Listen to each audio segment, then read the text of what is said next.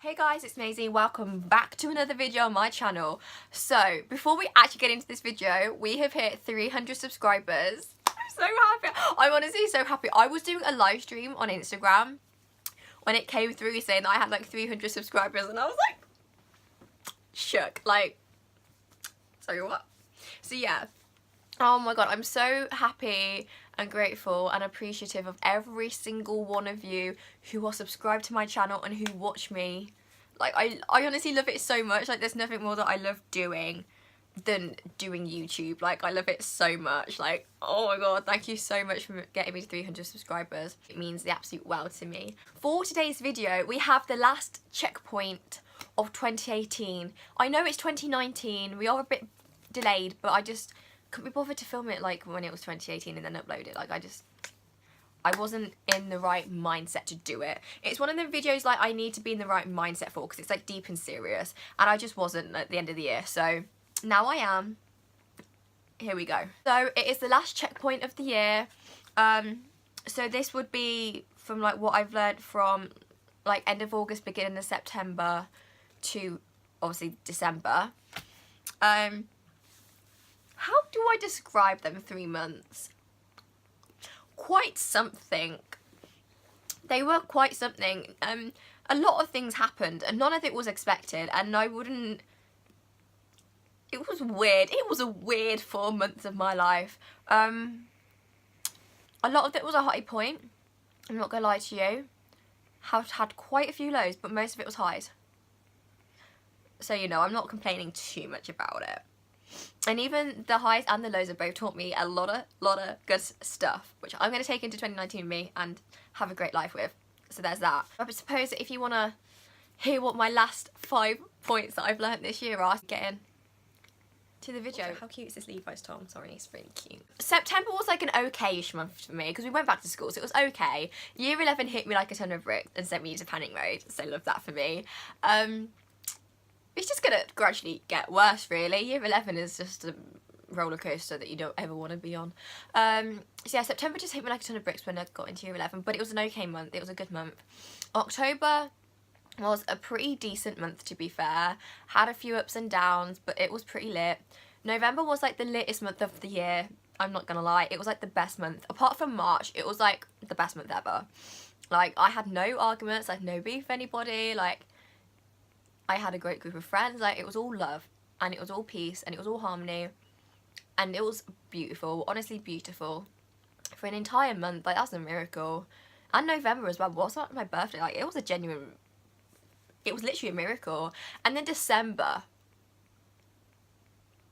that's where it went downhill very rapidly, very drastically, very sudden. But you know, what do? I love Christmas, and well, my Christmas was a bit ruined by what happened, but that doesn't matter because I got through it and I'm a stronger person and I'm better for it. So there we go. So I've got my little cue card because I don't want to forget what I'm gonna say. Number 1 on my list is to give people a chance. At school when I was younger, I got bullied a lot. So obviously, because of that, I've never really mixed with people from school that much, and I went to like great lengths not to talk to people at school or have anything to do with them. Like, I had like a few friends, and by a few I mean I'd have like 2, like literally just 2 friends like at school. Like, that'll pass me through. But I made it a thing that I'm going into year 11, it's my last year, like I'm gonna make the most of the people in my year who have been through me for the past, like, God knows how many years of my life that I've been at school. Do you know what I mean? Like, I feel like I should just try and get to know people, make some friends, you know, have a great year, because I'm never going to see them again after it, so I may as well just make the most of them whilst they're here, sort of thing, if you know what I mean. So I thought I'll just give everybody a chance, pretend that nothing's ever happened. So what I basically did, I put everything in the past, pretended that nothing happened, no one's ever done anything to me, pretended that I was like a new girl in school, went in and just made friends. It was pretty weird, but it worked. So I made a good load of friends, and I was honestly like really like thankful that they all sort of just accepted me into their friendship groups like they did, because obviously the entire time I've been at school, I've always been like, don't talk to me, get away from me, like don't even have anything to do with me, like I don't want anything to do with you, like I don't like you, I really don't like you. I didn't even know who they were, but I was like, I don't like you, because I had my friends at PQA, and to me they were the only people I needed. It was weird. I had a very like small mindset when it came to people and friends, because I didn't trust people, but I trusted people. It was really weird. It was a bit messed up, I'm not gonna lie to you. Like my relationships with people, I'm not very good with it. Yeah, I just basically went in, made friends, gave everybody a chance, and it worked for me. And I've got a pretty good group of friends at school now. Like, I actually go out on the weekend with people from my school. Like, sorry. To me, like, to everybody else, that's just like a normal thing. To me, that's like the biggest deal in the entire world, because I've never ever had that. Like, I've never ever had that. And even when I did, it was like, they weren't genuine. They were just sort of like taking the mick out of me sort of thing. Like, that is how it was. But now I have like genuine people who like genuinely care about me and are genuinely nice and genuinely want to be like in my company. So that's pretty lit. I'm really glad that I learnt to give people a chance, because people are not what they seem, and you have to get to know people to actually know what they're really like. So yeah. The next one is don't tell everybody everything. Like, there's a limit. Maisie doesn't do limits. It's pretty drastic. Like, with me, like, I'm a really open book. Like, everybody says that I'm too open. Like, I'm open to the extent, like, I will tell you everything. Like, do you know what I mean? I do not care what it is. I will tell you, because the way I view it is I prefer to tell everybody everything so that I have no secrets, so that people can't then find out something about me and then tell everyone and ruin my life with it. Do you know what I mean? Like, and try and destroy it. That is how I look at it, because that has happened to me in the past. So from that experience, I've learned to just tell everybody everything, keep no secrets, therefore nobody can do anything like against you for it. But what I have learned is that some things you do need to keep private and not tell people about. Or if you do tell people, tell like 1 or 2 people who you like really trust, like who are your really close mates. Not like everybody in your friendship group, and then like the people that you're sort of friends with but also sort of not friends with, and then like just the people in your lessons who you sometimes sit with. Because that's me, I don't care. I literally tell everybody everything. Like, it's not like my fault, it's just like default, it's just like how I work. Like, I do it without even like thinking about it. Like, I don't sit there and go, oh, do you know what, I think I'm going to tell this person. Like, it just comes out my mouth, like, because it's that natural to me now to tell people everything. Like, no matter who I can literally tell a stranger it, and I don't care.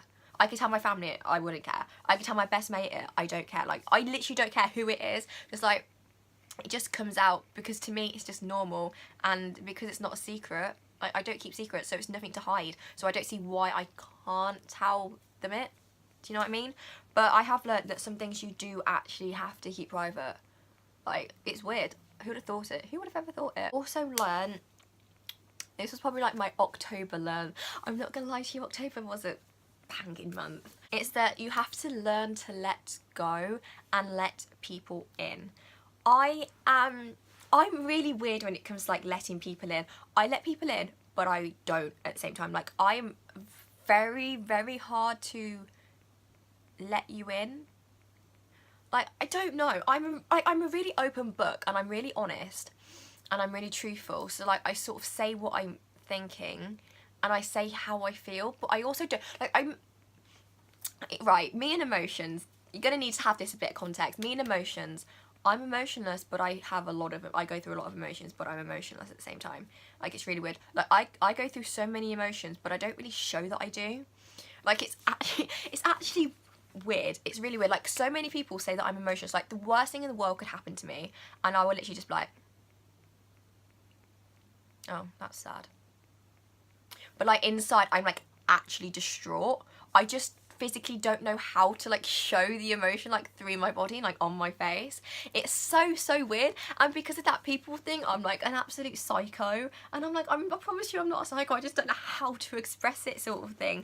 Because how I express emotion, I just stick a song on that sums it up really, and I'm like, there we go. Like, I don't really cry either. Like when I cry, I literally cry from my heart.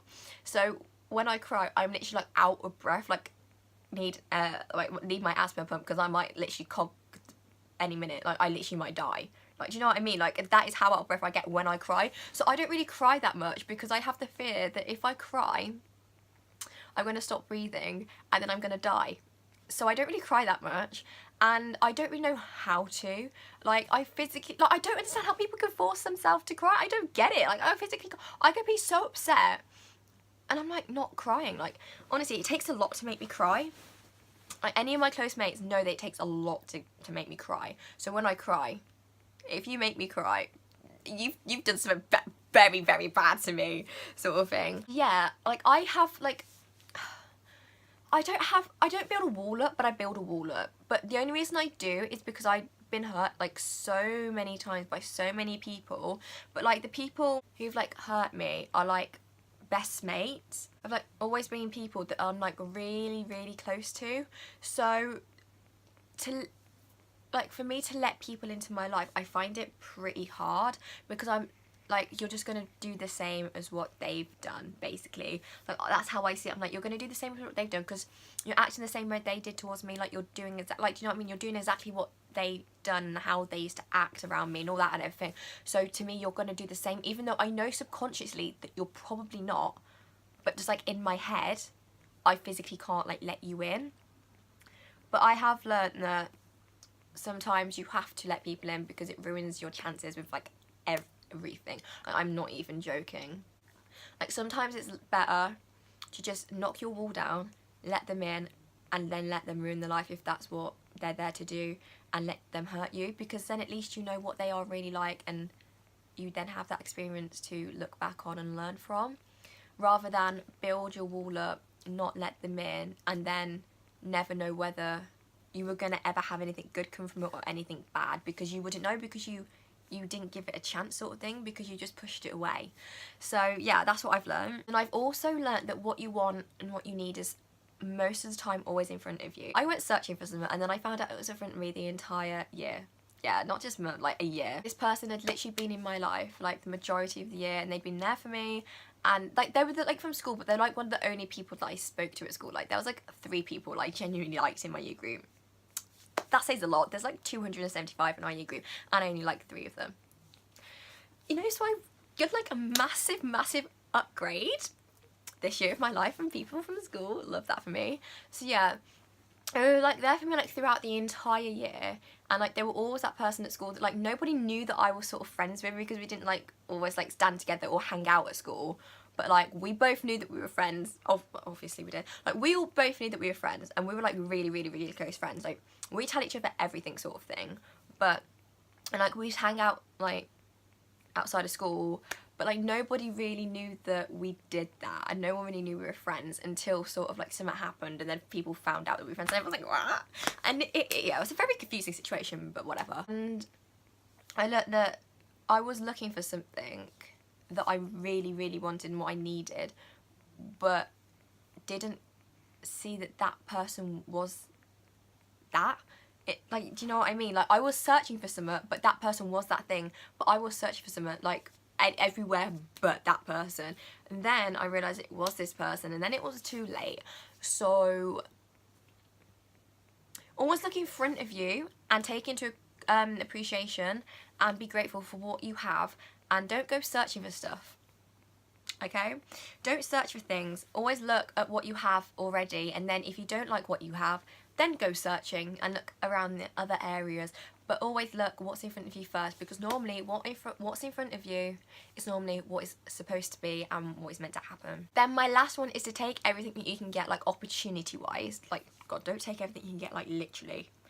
That can go a lot of different ways, and very legally wrong.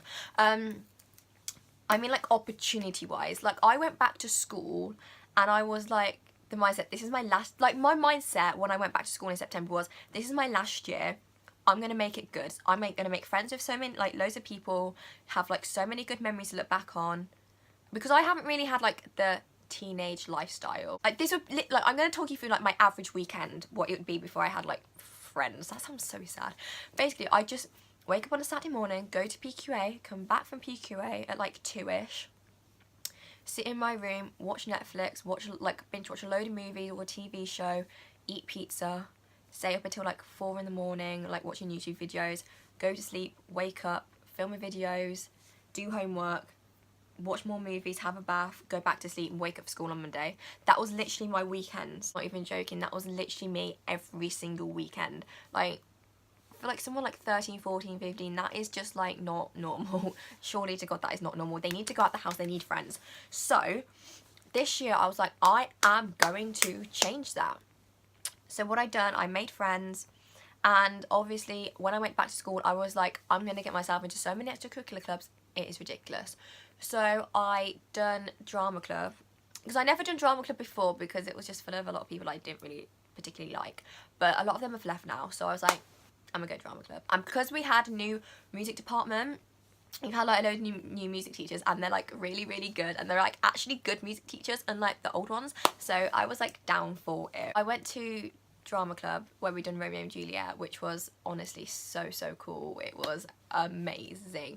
Like the cast, I'm such good friends with the cast and I love that so much, like it warms my heart. And obviously because it's year 11, so we have our GCSEs this year, so there's a lot of like extra revision sessions on after school. So we have like maths on a Wednesday that I go to, science on a Thursday which I go to, I've got history on a Wednesday now which I have to substitute for my maths even though I can't do maths to save my life. It's very stressful, and I'm getting very stressed about all these little clubs that they're trying to set up. And like drama is on the same as a Thursday, so I have to alternate each week between drama and science, and oh my god, my head is like about to explode, but I can cope, I can manage, I like to tell myself anyway. I just am taking every opportunity at school that I can get, because the more the opportunities I take at like the revision sessions and that means that I get more like, I'm more likely to get higher grades in my exams at the end of the year, and that is what I need. So do like all my like revisions for like all my classes after school mostly, which is really fun. Like to be fair, I don't mind it because I make them pretty fun, and I like love all of my teachers.